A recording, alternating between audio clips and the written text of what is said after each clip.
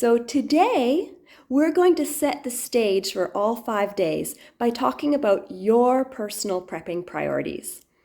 So this is really key for the rest of the 5 days because it's going to set you up for success and it's going to set you up to know what you want to focus on first because there's so many areas of prepping and it can get really overwhelming. So my goal of the 5 days here is to cut out the overwhelm, but also help you figure out what your personal priorities are for your family so you can figure out where to best spend your money first and where to best spend your precious time first, okay? Because we're all busy. This is a Suburban Prepper Mom challenge for busy families with kids and jobs, and you don't have a ton of time to be a full-blown homesteader. I get it. I don't have time for that either. So I'm going to be sharing over the course of a few days here some money-saving tips, some time-saving tips, space-saving tips, and really helping you narrow down what to focus on first, okay?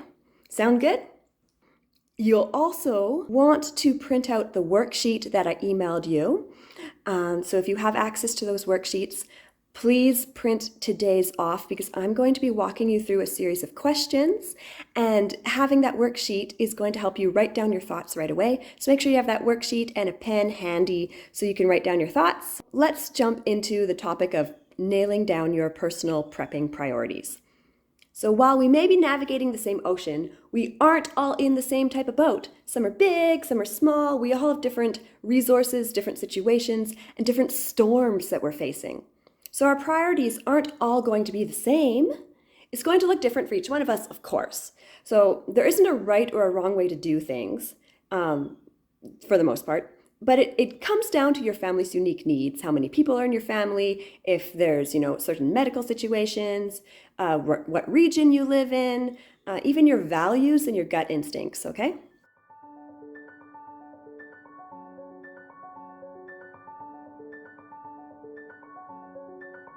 Pretty much Joseph is a Hebrew man who gets sold into slavery and ends up in prison in Egypt, and he is in prison for years, but he gets really good at interpreting dreams of his prison mates.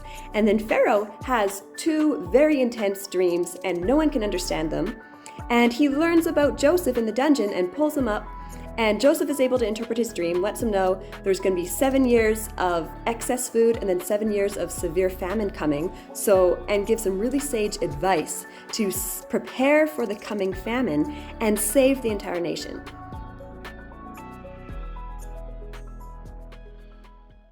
Idea number 1 is be like Pharaoh. Wait, what? Hold on. Isn't Joseph the hero in the story? He's the one who does all the work to prepare for the famine. Yes, but Pharaoh was the one who initially got the clue, got the sign that something was amiss, and he paid attention to that. He took action by getting someone on his side who could help him out. When he got that dream, even though other people couldn't interpret it for him, he didn't just blow it off and go, oh, well, whatever. I guess that was nothing. That was weird. I must have had something weird to eat before bed. No, he was like, I need to figure out what is going on here. I need to understand. And so he took that action. So I want to affirm for you right now, you are like Pharaoh. You're here doing this challenge. You know that you need to prepare. You're trying to figure out the best things for your family. So congratulations. Well done. So idea number 2 is listen to the right voices. And what I want to ask you is, are you listening to the right information sources? So in Genesis 41:8, it says, so when morning came, Pharaoh's spirit was troubled, and he sent and called for all the magicians and all the wise men of Egypt. And Pharaoh told them his dreams, but not one could interpret them. So who are you listening to? What authoritative voices are you listening to right now? And are they the right voices to help you? Do you need to seek out a new trustworthy perspective? So what did Pharaoh do when his regular trustworthy sources had no answers? It says, then Pharaoh sent and called Joseph, and they brought him hastily out of the dungeon. And Pharaoh said to Joseph, I have dreamed a dream, and there is no one who can interpret it. And I have heard it said of you that you can understand a dream and interpret it. Pharaoh asked all the magicians and all the wise men of Egypt, and no one could interpret his dreams. It was a young foreign dude currently in his dungeon that could interpret his dream. Those magicians were professional dream tellers. Like, that was their job. He hired them to tell him what his dreams meant. But Pharaoh had to tune them out and listen to a different voice. So can you think of times where a professional or an authoritative voice didn't give you the best advice? Maybe you've had advice from a financial planner that wasn't so great. Or maybe you've had to seek out a second opinion from a natural health provider when your family doctor couldn't give you answers. But what I'm getting at is, don't be afraid to step outside the mainstream normal way of thinking and look for a different perspective. This is especially true when considering information you read on social platforms and on the mainstream media. So I am speaking to you as someone who's taken a degree in public relations and took quite a few journalism and ethics courses around media and journalism. And we had quite a few conversations about what to report on and what shouldn't be reported on. For example, riots. We had conversations in our ethics classes about, is it appropriate to report on a riot happening, or is that going to create a bigger riot because more people will join it? Or is it okay to report on something potentially serious that's happening if it could cause a panic and, say, supply chain issues and a rush on the store? Should we be reporting on it, or is it going to cause a panic and make the problem worse? So media do filter what they talk about for their own ethical or moral versions of what's right and wrong. So what it comes down to is mainstream authorities like government and news outlets are designed to help maintain the peace, maintain the current order, and give people a sense of stability. However, keeping that in mind, it's your job to seek out information sources in order to confirm, expand upon, or differentiate with the popular narrative. Because the popular narrative may be telling you that things are fine, or this is just a little hiccup and then it's all going to go back to normal. But that's not always the case, right? Or even if it is just a little hiccup, it might be something that really impacts you that you need to prepare for. And you have to remember too that the popular narrative is often fueled or funded by people who are benefiting from you believing the current socioeconomic system is sustainable. So critical thinking skills have become more and more devalued in our society. And there's been a rise, especially in the last couple of years, with pressure to simply trust the government or trust the science, as if there's only one scientific source or one form of governmental oversight that's acceptable. And that's not the case. We know there's variation and debate within the scientific community, and there's variation on government structures and how much authority government should have in your life.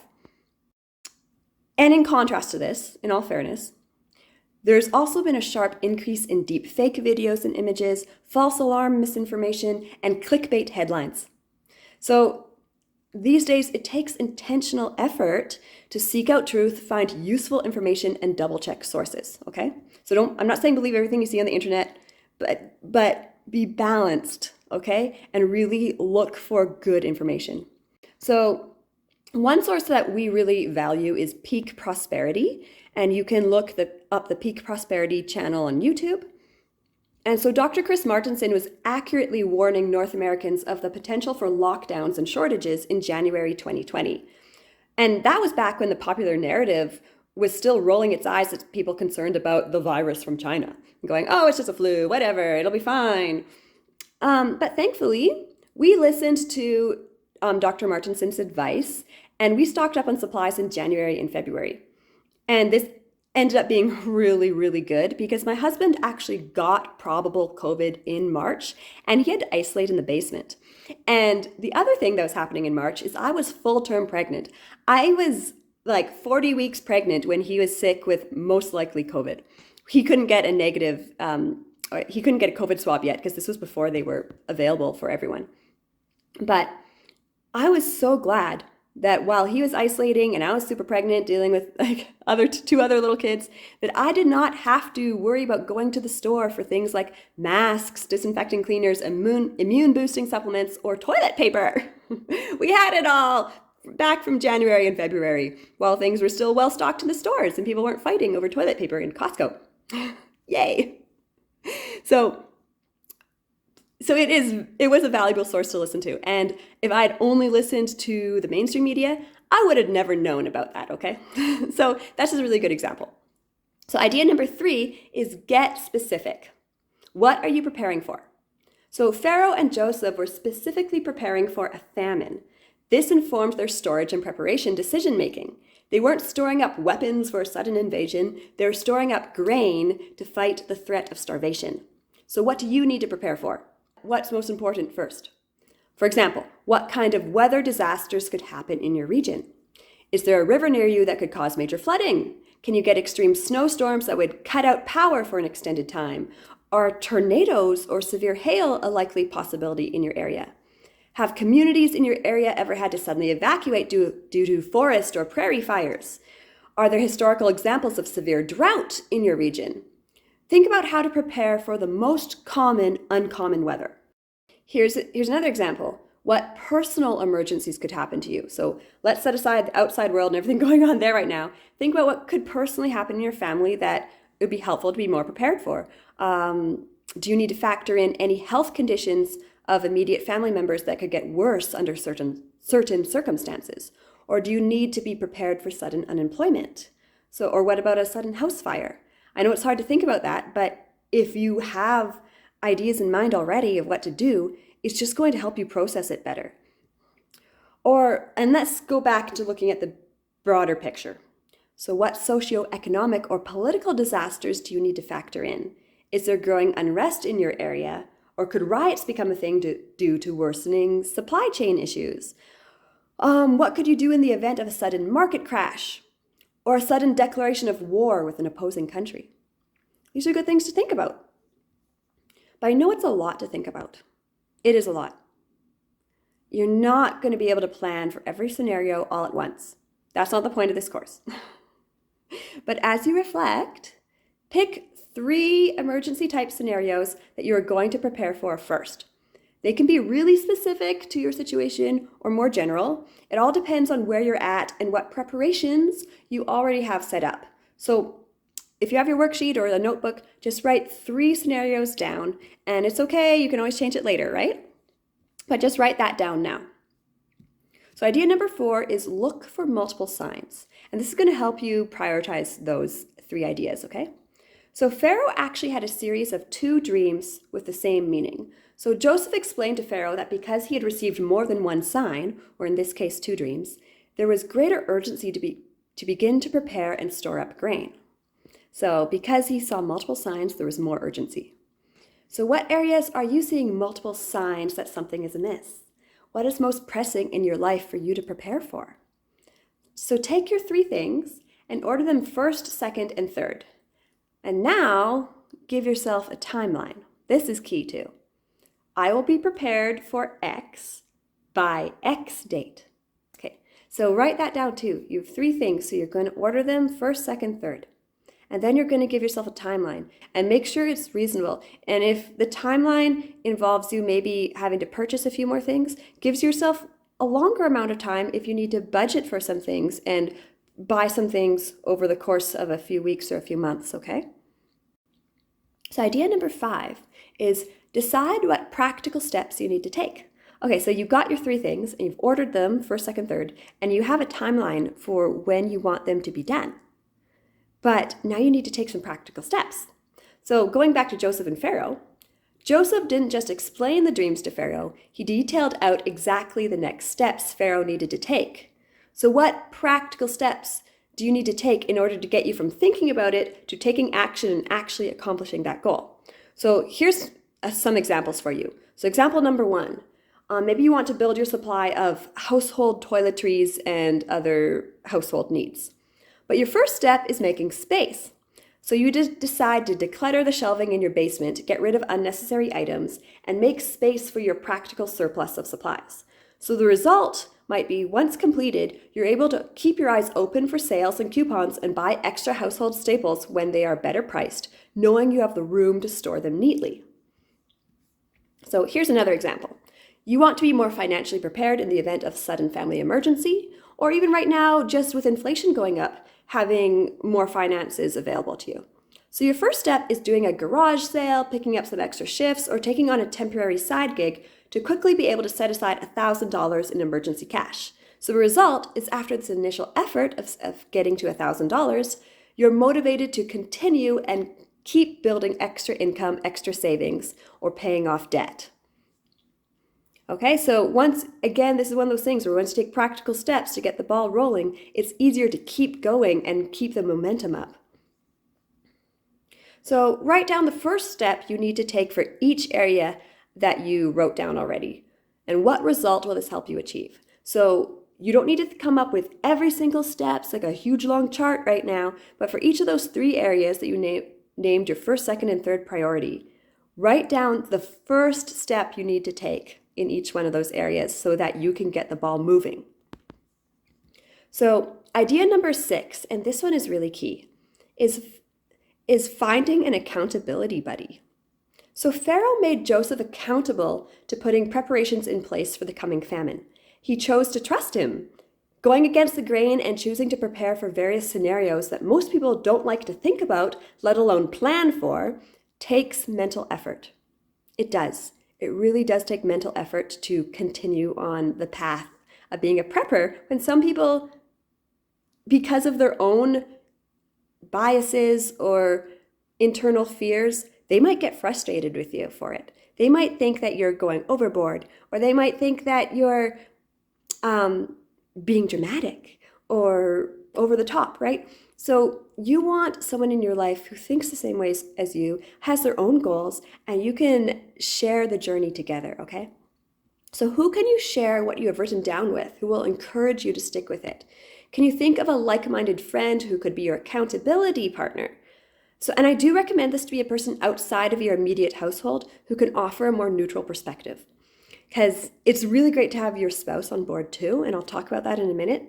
But having an accountability buddy who's like a friend or a Facebook buddy or someone else in your life outside of your home who isn't going to be immediately affected by the decisions you make is going to offer that neutral perspective and that encouragement. But you do probably want to go over these questions with your spouse if you're married or with someone. Because, your partner may also come up with things that you haven't thought of or offer more insight into where your priorities should lie. So if you have, someone in your life that you live with, who's immediately going to be involved in this process, then yeah, you need to have a conversation with them because they might have good ideas too. But I'm going to say, if you have a spouse who lacks conviction on the importance of prepping, don't be afraid to set the example and take action on the goals you've set. You'll only be disappointed and frustrated with yourself if you don't follow through on your goals, which won't help your partnership either. Okay? So take action either way, but if you can get a spouse on board, that will make this process all this more simpler. But if you can't get your spouse on board, all the more reason to have an accountability buddy. And this is the last idea I want to leave with you. Idea number 7 is legacy. So Joseph ended up not only helping Egypt, but selling grain to neighboring countries too. In chapter 42, you can read about how he also ended up saving his entire extended family. Joseph and his brothers, because they all lived, ended up being the fathers to all the tribes of Judah, or all the tribes of Israel, the entire Hebrew nation. Who are you building a legacy for? Can you start having a vision for how your simple preparations today are going to impact your future generations, right? Because Joseph was brave enough to tell Pharaoh the truth and put in a good system in place. He not only helped Pharaoh save Egypt, they saved the neighboring countries, and Joseph saved his own family, which turned into an entire nation that is still here today as the nation of Israel. So, wow, right? And so my encouragement to you is do not despise the small beginnings. You can take joy in the fact that your small efforts now can make a big difference in the future for you, for your children, and for your grandchildren. Okay? So take joy in that.